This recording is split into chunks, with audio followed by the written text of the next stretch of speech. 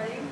Right now, yeah. Okay, we are doing the discussion for the Butterfly Circus 20-minute short video that's on YouTube. So, what did you guys come up with for what held Will back? Yep, the physical. So he had no limbs, except for his chicken drumstick. That's what he calls it. Anything else that you can think of besides the physical? What about the mental side? Did that hold him back a lot, just what he thought he couldn't do? Yeah? So physical and mental held him back. What was the lie that he was told growing up? That God turned his back on him. Yeah, that he was cursed. Now let me explain that. We talk a lot about context and when things were written. What it means by cursed is that back in the early 1900s, you guys aren't used to this now because just how young you are. But so probably what happened, and I don't know because obviously it's a movie, but say you had a child that was born like Will.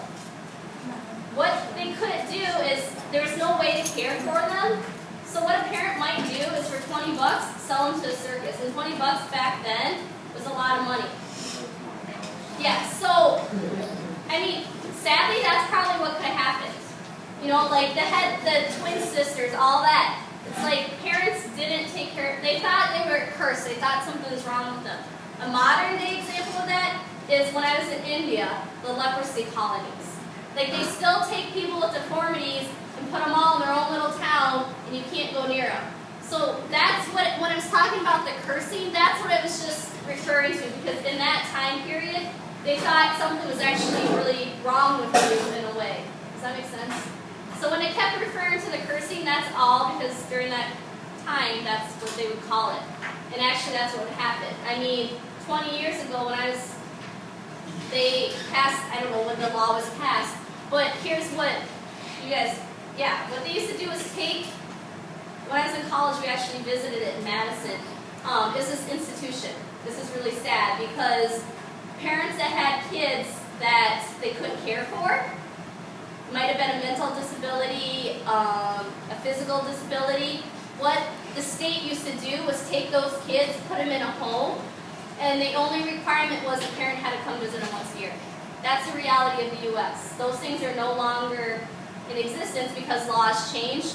But, you guys are used to seeing what you see now, but it wasn't that case that many years ago. So even here in the U.S., they used to try to exclude some people that had things wrong with them, in a way. Does that make sense? Okay. So, what was the truth?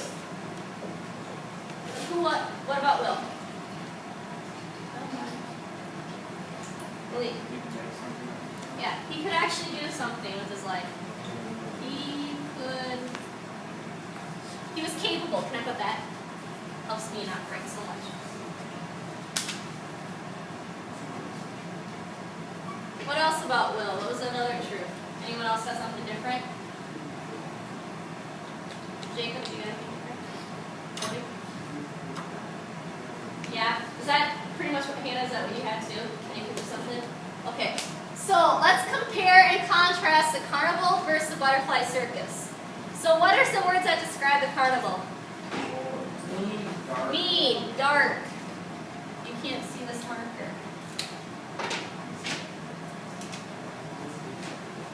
Oh, it's purple. Okay. It's mean. It's dark. What else? Shane. Evil. Do they call it the sideshow or freak show? Freak show.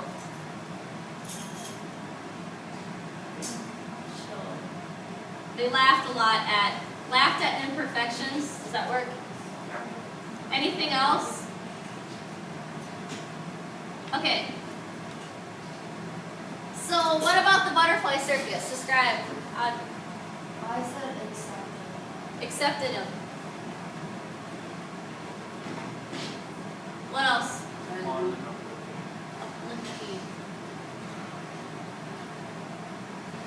What else? Cheyenne. It's more like a family, wasn't it, compared to the carnival? Yeah.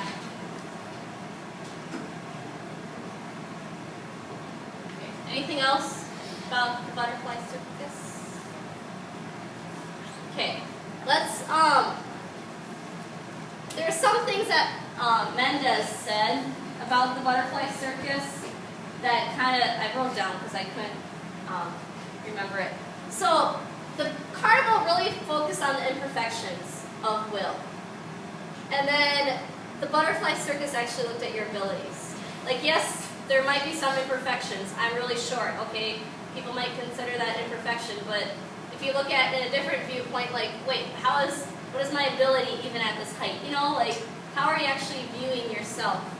The comment that Will, his whole mindset when he got out of the truck was, he said, well, every circus has a sideshow, and Mendez said there's nothing funny about putting someone's imperfections on display to laugh at. And then, so I mean, it's a pretty obvious picture of one just being very negative, one being very positive, right? You guys got that whole idea. So what's the significance of a butterfly?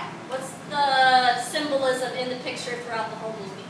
Why did they call it the butterfly circus? Savannah, did you catch it? Why did they call it the butterfly circus? Yeah. I feel like when he was like, okay, a butterfly, you know, like a caterpillar or whatever, and he was like with the carnival.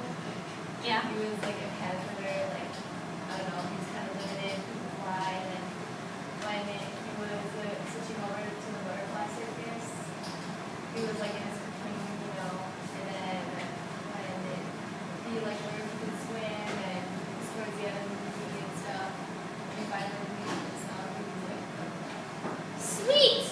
Way to make my job way easier. That's perfect. I always caught the part where I didn't really think about the caterpillar that much until this last time of watching it. Because when he learned how to swim, it was neat, like taking more of the artistic side of screenwriting and how did they plan out everything. So I started looking more at this time how that boy carried the jar. And it was really neat because I never noticed the time when he went into the water was when he said, where did the caterpillar go? So if you think of it, he went into his cocoon, you know, like the symbolism of that representation. It's really neat because he went from the caterpillar to that cocoon in the circus when he went into the water. Because all of a sudden he was like, where'd my caterpillar go? And his mom points, is like, oh, it made a cocoon. So then after that is when Will started to get challenged, you know, like, what can I do? You know, what are my abilities? And that's when he found out he could swim. Another part that really struck me with the movie was when he was at the town, you know, with the strong man, and they were putting flyers, and that boy came up and he's like, well, what do you do? So, because a kid's perspective is way different than an adult's perspective. He didn't see really Will's imperfections or something wrong with Will. He's like, you know, like, I loved how the kids in the movie were just like, well, what do you do? Who are you? You know, like, they didn't see something was wrong with it. And so when the kid said, well, what do you do? And Will was like, wow, I don't really, you know, you could tell it really hit him, like, what do I do? And so then they go into that, like, shanty town, and they're giving away the free tickets.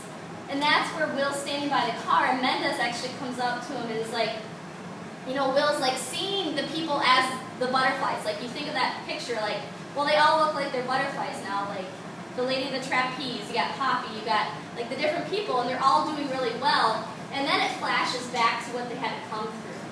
And that was when I was like, whoa. You know, like, that was, like, to see how Mendez actually, the whole idea of he's creating this butterfly circus. He was taking, someone else in another class said, the misfits.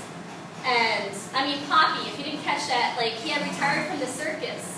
And he had that flyer laid in front of him, and Mendez comes up to him and was like, I think you quit too early. And then that's, you know, and then you see the flash of the older people watching him fly through the air.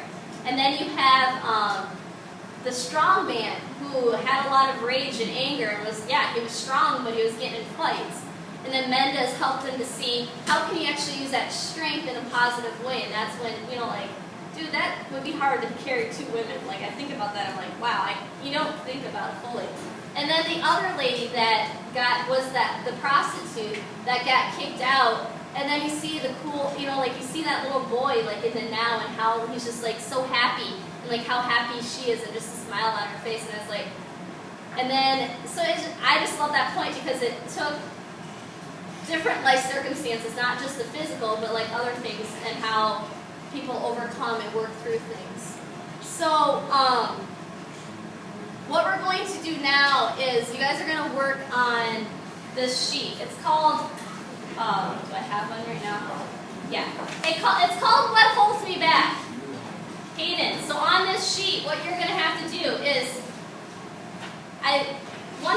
you guys know I come up with most of this this is all stuff I just kind of came up with after seeing where kids were like, how do I get them to come up with better ideas? How did I make them figure out some stuff? So, I listen to students because they're like, Miss D, what if there's nothing holding me back? That's fine. You might feel like, hey, I got a lot figured out. There might be different things so I don't want you just to focus on the negative is all I can say about this sheet. Focus on some positives in your life too. And if you have all positives, think about one thing that you might want to change. It doesn't have to be negative per se, but something that I just want to challenge you to think about one thing that, might, kind of be holding you back a little bit. So all the directions some students have made jars in the past. They've actually made a literal jar like this. And it's kind of neat too because you kind of look at it and it's like, well, they're not in a cocoon, they're in a butterfly. So even think about, so you can draw. Some of you guys like, Miss D, I still don't feel comfortable drawing. That's fine. See how we just did this, like lists? You can put the carnival, you can put butterfly circus, you can put good, bad, however you want to define it. But you can just make a simple list of words if you want. Some students really like to be able to draw and get creative with these. Some have made the butterfly outside of the jar. What was really neat to me, I don't know what year it was, but I've only done this 3 years, but one time one student came up to me and they're like, Miss D, the art room to me feels like the jar. I'm like, oh, that's actually really neat because I'm in here all day, pretty much. I go outside sometimes, like outside the room sometimes, but I don't know what it's like on a day-to-day basis for you guys going class to class. So some of the kids were like, this is where I actually feel like I can stop for the day and think about, hey, yeah, this is what's going on with me. This is something and it's okay. Here's the thing. This stuff can get kind of personal. You're not going to share this with the entire class, okay? You don't even have to share it with me if you don't want to, okay? What I've always done in the past is if it's stuff on here that you're like, I just don't want you to see, Miss D, all you got to do is I'll give you, you can come get a sheet of paper that's like clear so that way I can see you at least did it. I'm not going to read it. I'm not going to be like, oh, well, they're not here, I'm going to peek at that. I don't do that. You got to realize art for some people is therapy.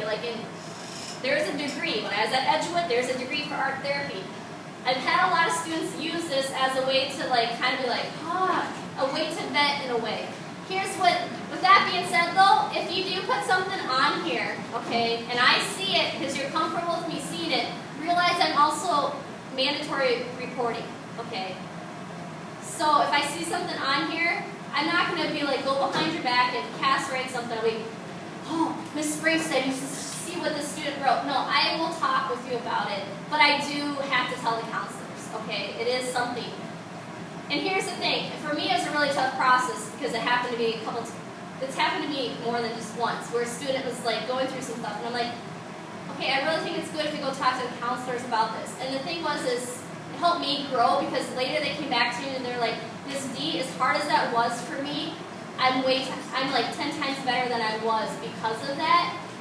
So just realize I'm not gonna go blab about it in the teacher's lounge and say, oh my gosh, I don't do that. I'm like, I want you guys to trust me. I would just, me and you and the counselor, okay? So, if it's all great and glorious, it can be all great and fun and happy stuff, okay? You guys, you can use colors, you can use colored pencils, markers, you can use whatever you want. Try to start to at least we'll work on this today and tomorrow and possibly even more. There's just a lot going on that we might have to adjust some stuff I had planned. Do you guys have questions on what needs to go on it?